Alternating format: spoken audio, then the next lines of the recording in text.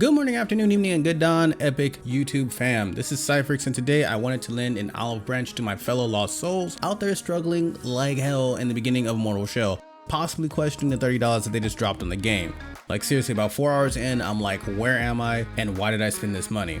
Well, don't sweat it. I'm here with my personal top 11 tips to help smooth out that rough newbie experience and hopefully put you on even fighting terms with this game's baddies. Hopefully as pain-free as possible, which by soul standards means that you only feel some of the pain of having your rear hole ripped out through your front hole. Anyway, if you like what you see or you find yourself smiling learning something, please drop a like and a sub to help me beat the YouTube gods and win their favor. Tip number 1, don't sweat the level up build process. Warning, longest tip. Up front, this is a diet souls game in which you do not need to worry about which stats do what or what to level. By diet, I mean more condensed and purified. Instead of builds, Mortal Shell has opted to do a pseudo class system, in which each shell represents a certain build type. Your first shell, Haros, is your base character, balanced between HP, stamina, and resolve, the game's special ability resource. The other 3 shells represent building into one of 3 aspects. Iridrim is the tank of the group, repping mad amounts of HP with very little stamina. Teal is the rogue of the group, repping stupid dumb amounts of stamina with very little HP. Also, he kind of does this weird wispy ghost dodge as opposed to hardening when he dodges like the other shells. Lastly, we have Solomon, who's a scholar of the 3, with stats similar to Haros but specializing in resolve building and use. Most agree that Solomon is a direct upgrade to Haros as far as stats go and is one of the crowd favorites. You'll find these 3 by visiting the main fortress in the beginning of the game and using the 3 bodies in the crypt to view where these heroes may have journeyed to go rest. Tip number 2. There are only 4 weapons in the game. Your starter 2-hander, a Zweihander, a flaming 2-hand mace, and a faster chain hammer and chisel weapon. On the floor above the crypt in Fulgrim Tower, you'll find 3 other weapon spirits which give you glimpses to their locations in the same way that you found the shells. Tip number 3, the crypt is your hub. Learn to love it. The crypt is where you'll find your parry skills, level your skills, upgrade your weapons, and more importantly, switch out your shells. You can switch your shells by interacting with the shell's body, which will replace the spirit wisp you initially used to find them. This goes for weapons too. Note that you can also swap shells by using effigies. Initially they will be named unknown effigy when you find them until you use them to build up your familiarity. Upon use they'll have a name and you can use them to swap to the shell whose name you've unlocked. Number 4, get used to whipping the crap out of Hadern. Yeah, that faceless mofo you fought in the beginning is the master of all weapons, and when you find the weapon location on the map, you'll come across a sister, whatever you want to call it, an upgrade forge, and a statue holding the weapon and a book. Interact with the book to summon the Hadern boss fight, and after whipping them cheeks, you'll spawn back with the sister to get your weapon from the statue. Only difference between here and the original crypt and Fulgrim Tower is that you can only swap to the new weapon and what you brought with you. You cannot swap shells here. Quick example, if you brought the hammer and chisel to fight Hadern for the Zweihander, then when you beat him, you'll only be able to switch between the Zweihander and the hammer and chisel. If you wish to switch to the other 2 weapons, you'll have to return to Fulgrim Tower. Tip number 5, try to plan out your glimpses. Glimpses and nectar, conveniently named tar, are currencies used to level and flesh out your shell.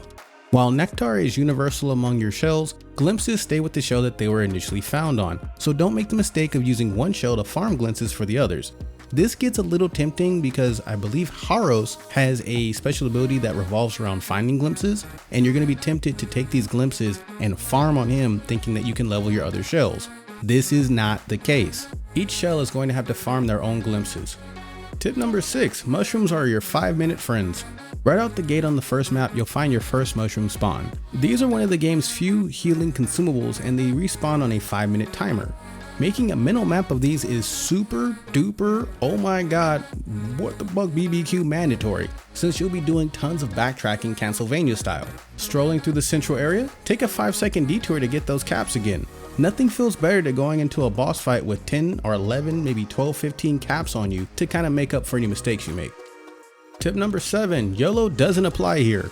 Like most Souls games, upon death you drop your money, souls, nectar, etc. currency and respawn along with the other monsters on the map.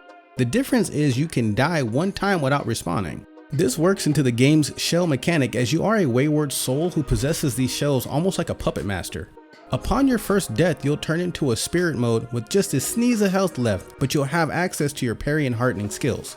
Rejoin your now frozen statue shell to reclaim your nectar and fully heal yourself. You can only do this once per respawn unless you have the unlocked skill to recharge it with enemy kills. This second life ability will be indicated by the white star next to your character's hardening icon on the bottom left. Number 8, fight for your life. When you obtain the parry ability from the prisoner in the crypt, you'll gain the ability to parry and heal yourself at the same time. Make a mental note of what enemies you can parry easily for quick health gains. This typically includes basically all grunt enemies and all small enemies, and about 90% of the attacks of the bigger enemies. Being smart about your parries will allow you to stockpile your shrooms for those harder encounters and tougher maps. You can also level your weapon's healing from parries, and it's greatly advised to focus on one weapon to do so. A fully leveled empowered parry, because I can't say that other word, gives quite the heal and will save you a lot of hassle and time walking back from respawning. Tip number 9, try to avoid hardening spam, and no premature hardening please. The hardening ability is the single most important ability you have in the entire game. I mean, let's be honest, the game is built around it. Unlike many Souls-esque games, enemies in Mortal Shell are programmed to flinch as little as possible. Bigger enemies definitely follow this. I mean, after that first stagger from a jumping heavy, they never ever flinch again. Hardening is meant to be a pseudo parry skill to open an enemy up for you. I advise on any encounter to open up with a running heavy, then dodge back and learn the general attack pattern. Then and only then should you go in and commit, while hardening to put the hurt on others. Yes, I totally agree that hardening makes a great oh shit button, but only if you have the stamina to get away after. Number 10, make a mental map. Literally. This game does very little to help you remember where you're going. There is no map to speak of. One of the best quotes I read in a review of this game is that navigating Mortal Shell is like navigating a bowl of spaghetti from the perspective of an ant. Everything looks the same. Remedy this by looking for landmarks. The best landmarks are things like lore stones, mushroom caps, and important markers seen in the memory glimpses such as the burning tree. Giant tree of bats, better believe that's a good place to memorize. Fiery lore stone that leads to 3 different trails, mark it. This will save you a lot of time and hassle and headache. Tip number 11 and last tip, fast travel totally exists. With all the traversing, it's super easy to get lost in this map. I mean, everything looks identical for like the first 5 hours of the game. Choose a shell you like and power level it, farming tar and glimpses to unlock all of its skills. This unlocks fast travel between the NPC sisters. Just my opinion, but I highly recommend power leveling either the tank or the scholar shells. Both have great HP and lend themselves to survival while having plenty of room for mistakes. The scholar even specializes in self-survival with extra resolve for empowered parries for more healing. Tip number 12, as you explore Fulgrim Tower the first time, you will find a tattered vestment next to the weapon spirits, which at first will seem confusing. It will be both identified and in red, blocking you from using it or building familiarity with it. This is a weapon swap item. It won't make sense until you find the rags of the other weapons, namely the Disciples Rags, the Martyr's Shawl, and the Cester's Binding. These are all weapon swap items with unlimited uses. Aside from the first weapon, these items are only found in 4 chests during the mists. Which brings me to tip number 13, which lengthwise could contend with tip number 1. Clench your cheeks, cause the mists are coming. Ooh, a piece of candy.